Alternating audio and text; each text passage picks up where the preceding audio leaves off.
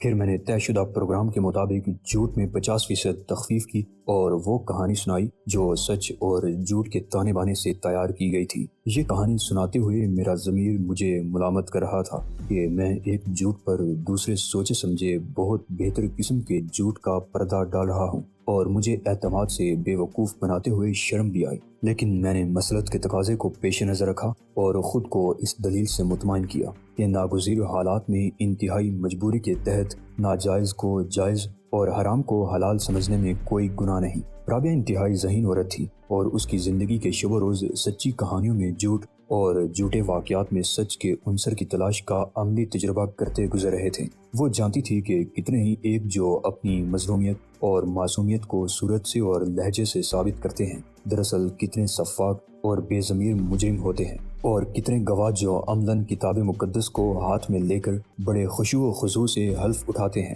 کتنے جھوٹے ہوتے ہیں اور کتنے بے گناہ ہوتے ہیں۔ ایسی ہی شہادتوں کے باعث ہر نگاہ میں مجرم ٹھہرتے ہیں۔ میں نے اداکاری کا بہترین مظاہرہ کیا اور اپنی آواز میں کھرے پن کی کھنک بھی پیدا کی۔ اس نے پوری توجہ اور یقین کے ساتھ میری بات سنی، تاہم میرے یقین میں آئینے کی طرح بال تھا، اور جب بھی میں رابعہ کی آنکھوں سے خود کو دیکھتا تھا تو رابعہ کے الفاظ کی باز گشت سنائی دینے لگتی تھی۔ دنیا میں ایک سے ایک ایکٹر پڑا ہے۔ میں نے دل ہی دل میں عہد کیا کہ جیسے ہی گردش ایام نے مہلت دی، میں رابعہ سے صدق دل اور خلوص نیت کے ساتھ معافی مانگ لوں گا کہ یہ عدم اعتماد کا مظاہرہ نہیں، مجبوری کی بات تھی، اور میں کمینہ، کم ظرف یا احسان فراموش نہیں ہوں۔ رابعہ عام عورت نہیں، وہ مجبوری کی ہر ضرورت کے تقاضے کو سمجھنے کی اہل ہے۔ جب میں نے اپنی بات ختم کی تو وہ مجھ سے کچھ دور بیٹھی گھاس کا تنکا چباتے ہوئے کچھ سوچ رہی تھی۔ تمہارے خیال میں سلامت شاہ کے نہ آنے کا کیا سبب ہو سکتا ہے؟ اس نے بالآخر کہا۔ حقیقت جسے تسلیم کرتے ہوئے میرا دل ڈرتا ہے۔ میں نے کہا، سلامت شاہ کی پراسرار گمشدگی بے سبب نہیں ہو سکتا ہے۔ مجھ سے تھانے میں ملاقات کے بعد رات کو وہ گھر پہنچا تو یہی لوگ اس کے انتظار میں ہوں جو آج ہمیں منتظر ملے تھے۔ وہ کسی بہانے سے یا زبردستی سلامت شاہ کو اپنے ساتھ لے گئے اور اس سے پوچھ لیا۔ بوڑھے آدمی کی قوت برداشت زیادہ نہیں ہوتی، شاید انہوں نے سلامت شاہ سے ایک پیغام لکھوایا اور اپنے نامور کے ہاتھ ارسال کر دیا۔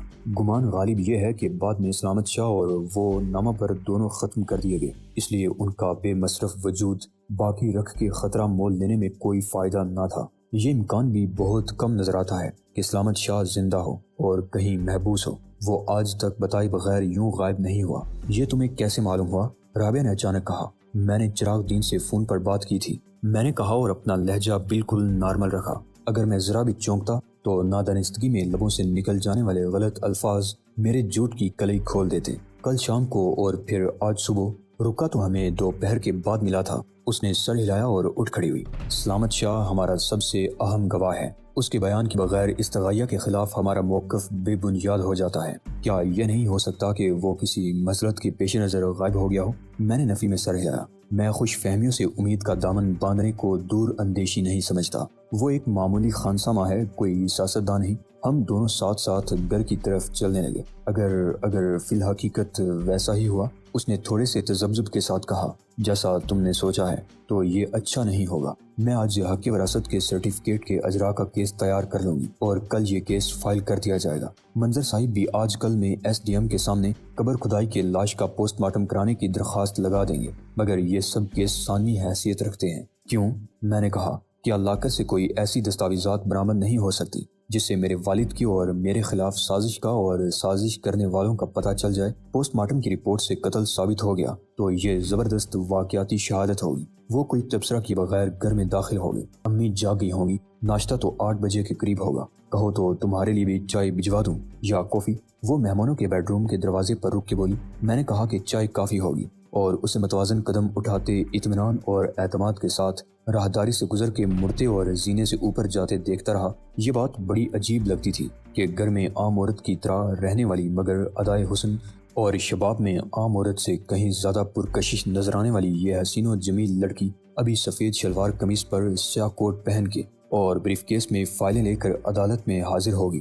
تو چوری، ڈاکے، قتل، اغوا اور آبروریزی کے مقدمات پر مدلل بحث کرے گی، ملک کی اعلیٰ عدالتوں کے فیصلوں کے اقتباسات پیش کرے گی اور دنیا بھر کی اعلیٰ ترین عدالتوں کے مقدمات کو نظیر بنا کے لائے گی، وکیل استغاثہ کی ہر دلیل پر اعتراض اٹھائے گی اور اپنے موکل کے خلاف پیش ہونے والے ہر گواہ کے جھوٹ کا اپنی جرح سے پورا پوسٹ مارٹم کر کے رکھ دے گی۔ شاعروں اور افسانہ نگاروں کی تصوراتی عورت سے اور فلموں کی تخیلاتی ہمہ صفت محبوبہ سے یہ عورت کتنی مختلف ہے، جو زندگی کی عملی جدوجہد میں شریک ہے، مگر کیا اس سے رابعہ کی نسوانیت کی دل آویزی اور حسن کی ساحری اور فطرت کی خوبصورتی کا طلسم مجروح ہوا؟ نہیں۔ اگر کسی کو علم نہ ہو کہ وہ اتنی سینئر ایڈوکیٹ ہے تو وہ اس کے عشق میں اتنا ہی رسوا و خراب ہو سکتا ہے جتنا کہ لیلا کے لیے مجنوں ہوا۔ میں نے اس کمال بے مثال اور جمال با کمال کے اعتراف کے طور پر سر ہلایا اور کمرے میں داخل ہو گیا۔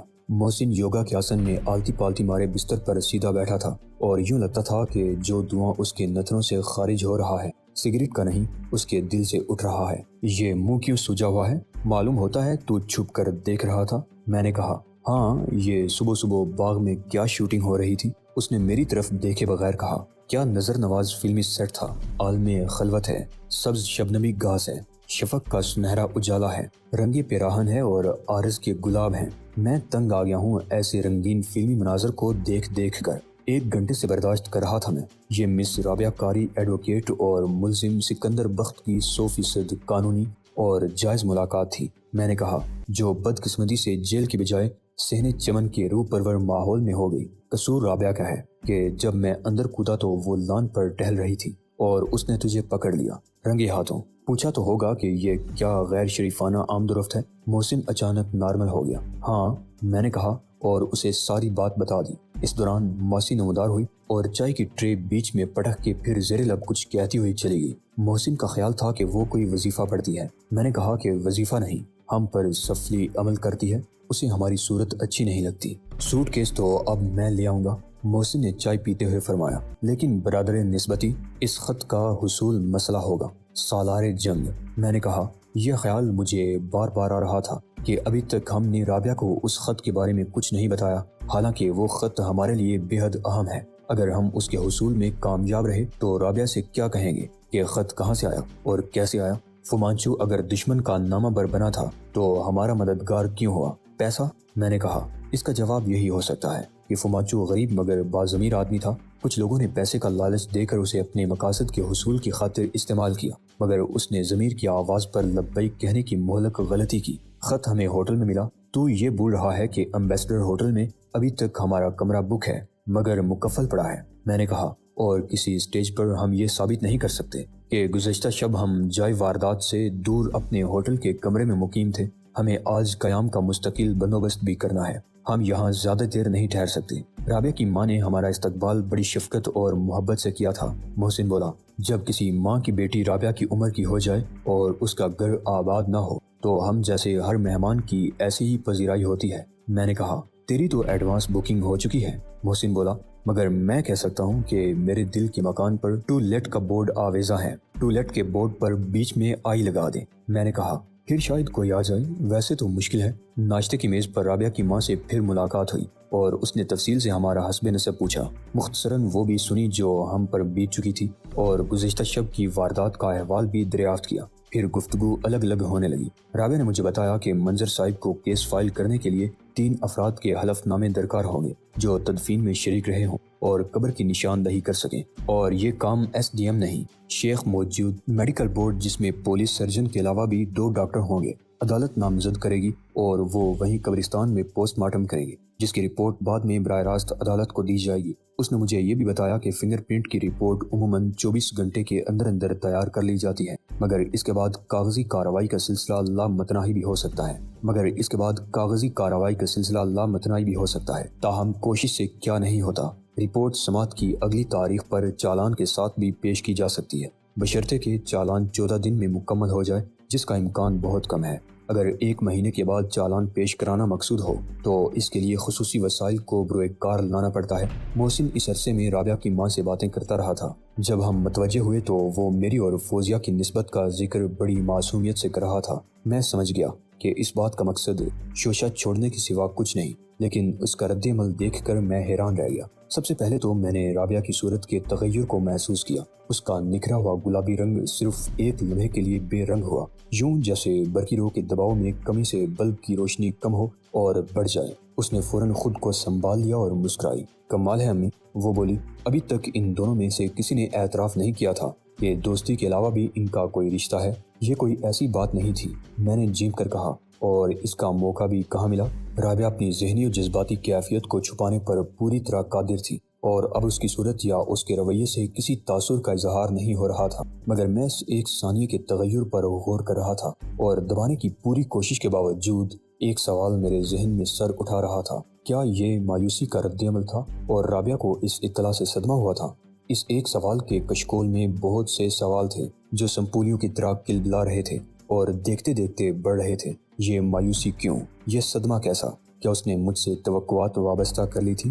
نہیں، یہ کیسے ہو سکتا ہے؟ میں فقط ایک ملزم زیر سماعت ہوں، اس کا ایک موکل۔ ماؤ سال کے پرانے رشتوں کے درمیان وقت کی خلیج حائل ہے۔ تمہارا مجھ سے کوئی ذاتی تعلق کبھی نہ تھا، رابعہ نے کہا تھا۔ یا تھا تو یک طرفہ؟ یہ کیسے ممکن ہے کہ یک طرفہ تعلق ختم نہ ہو؟ لوگ کہتے ہیں آنکھ ہو جل پہاڑ ہو جل۔ کیا تجدید تعلق کے لیے کوئی ان نامساعد حالات سے بھی تائید؟ رابعہ نے کورٹ جانے کے لیے تیاری کرنے کا عذر پیش کیا اور اٹھ گئی۔ رابعہ کی ماں کی دلچسپی کا محور محسن کی ذات ہو گئی تھی۔ میں اٹھ کر اپنے کمرے میں آ گیا اور اس نئی صورتحال پر غور کرنے لگا جو محسن کی شرارت سے یک لخت سامنے آ گئی تھی، یوں جیسے کوئی شریر بچہ اچانک پردہ کھینچ کر چوری چھپے کسی دل پسند اجنبی کو دیکھنے والی لڑکی کو بے نقاب کر دے۔ مجھے جیل میں رابعہ سے اپنی ملاقات یاد آئی۔ اس نے کہا تھا کہ تم 100% ٹھیک بھی کہتے ہو اور غلط بھی۔ اس بات کا کیا مطلب تھا؟ اس نے یہ بھی کہا تھا کہ لمبی بات ہے، پھر کبھی بتاؤں گی۔ قیاس آرائی کی مدد سے اس لمبی بات کا اندازہ کرنا محال تھا۔ میں نے محسن کی اس حرکت کو دوسرے زاویے سے دیکھنا شروع کیا۔ کہیں محسن سچ مچ رابعہ میں دلچسپی تو نہیں لینے لگا ہے؟ صبح اس نے مجھے اور رابعہ کو 1 گھنٹے تک باتیں کرتے دیکھا تھا تو کوفت میں مبتلا ہو گیا تھا۔ اس کی جھنجھلاہٹ کس رد عمل کی غماز تھی؟ کیا اسے اپنی بہن کے منگیتر اور محبوب کا کسی دوسری حسین و پرکشش عورت سے ایسے ماحول میں باتیں کرنا ناگوار گزرا تھا؟ اسے فوزیہ کا خیال تھا یا خود اپنا، یا لا حول ولا قوہ؟ میں نے ذہن کے فاسد خیالات پر لعنت بھیجی۔ یہ کیا فلمی مثلث بن رہی ہے؟ خدا نخواستہ یہ اندیشے غلط نہ ہوئے تو کتنی افسوسناک صورتحال پیدا ہوگی۔ محسن کو احساس ہوگا کہ رابعہ میری وجہ سے اس کو نہیں چاہتی۔ رابعہ کو احساس ہوگا کہ فوزیہ کی وجہ سے میں اس کی چاہت کا جواب چاہت سے نہیں دے سکتا۔ فوزیہ کو احساس ہوگا کہ اس کے علاوہ بھی کوئی عورت ہے جو برسوں سے مجھے چاہتی ہے۔ رکاوٹوں کے احساس سے نیتوں کے خلوص میں رخنے پڑ سکتے ہیں، بدگمانیوں کے الاؤ بھڑک سکتے ہیں، اور نفرتوں کی باد سموم انہیں ہوا دے سکتی ہے۔ نہیں، میں نے اپنے آپ سے کہا، یہ صرف میرے غیر متوازی ذہن کے بے سروپا خیالات کے بے انا پرواز ہے اور میری غیر حقیقت پسندانہ سوچ ہے جس کا سبب میری پریشانی ہے۔ اور کچھ دیر بعد جب محسن نے کمرے میں داخل ہو کے ہنستے ہنستے کہا، اور بھیا سکندر بخت بھاگ لیا یہاں سے، ورنہ شام تک ہوا میرا جھٹکا۔ وہ بڑھیا تو مجھ پر ایسی فریفتہ ہوئی ہے کہ بس چلے تو اپنا نکاح پڑھوا لے مجھ سے۔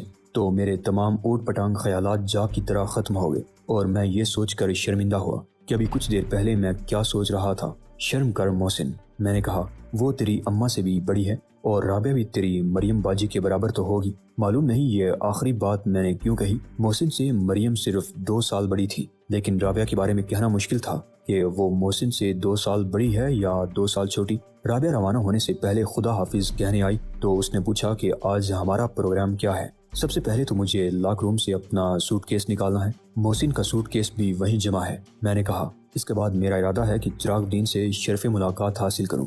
وہ کس لیے؟ رابعہ نے حیرانی سے کہا۔ کوئی نئی مصیبت کھڑی کرنی ہے؟ نہیں بھائی، میں نے کہا۔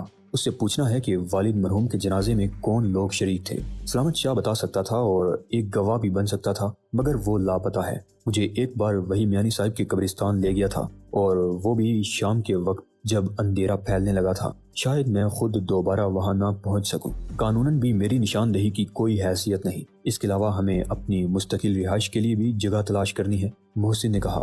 کیوں؟ وہ بولی، یہاں کوئی تکلیف ہے تمہیں؟ گھر میں جگہ ہے اور امی کو بھی کوئی اعتراض نہیں۔ وہ سب ٹھیک ہے، میں نے فیصلہ کن لہجے میں کہا، لیکن ہمارا یہاں رہنا ناممکن ہے۔ یہ عقل کے اور مصلحت کے تقاضوں کے سخت خلاف ہوگا، اور اخلاقاً بھی یہ غلط سی بات ہے۔ جتنی مدد تم نے کی اور آئندہ کرو گی وہی بہت ہے۔ ہم اس سے زیادہ تمہارے لیے باعث زحمت نہیں بن سکتے۔ تم رسمی باتوں کے ایکسپرٹ ہو۔ رابعہ نے مسکرا کے کہا، مجھے یہ باتیں بالکل بناوٹی لگتی ہیں۔ دیکھو رابعہ، میں نے لاجواب ہو کے کہا، ہمارا تعلق کاروباری رہے تو اچھا ہے، ہم سب کا مفاد اسی میں ہے۔ شاید تم ٹھیک کہتے ہو، وہ میری طرف دیکھے بغیر بولی۔ اس کاروباری دنیا میں مفاد پرستی کے سوا تعلق کی کوئی بنیاد نہیں ہونی چاہیے۔ وہ پلٹی اور ایک بار پھر مجھے حیرانی اور پریشانی میں مبتلا چھوڑ کے نکل گئی۔ اس مرتبہ اس کے طنز کی تلخی اتنی واضح تھی کہ خود محسن بھی ہکا بکا کھڑا رہا۔ بظاہر اس نے اپنی پیشکش مسترد کیے جانے پر برا مانا تھا، لیکن اس بات سے متعدد مفہوم اخذ کیے جا سکتے تھے۔ بہت سی غلط فہمیاں پیدا ہو سکتی تھی اور ان گنت مشکل مسائل پیدا ہو سکتے تھے۔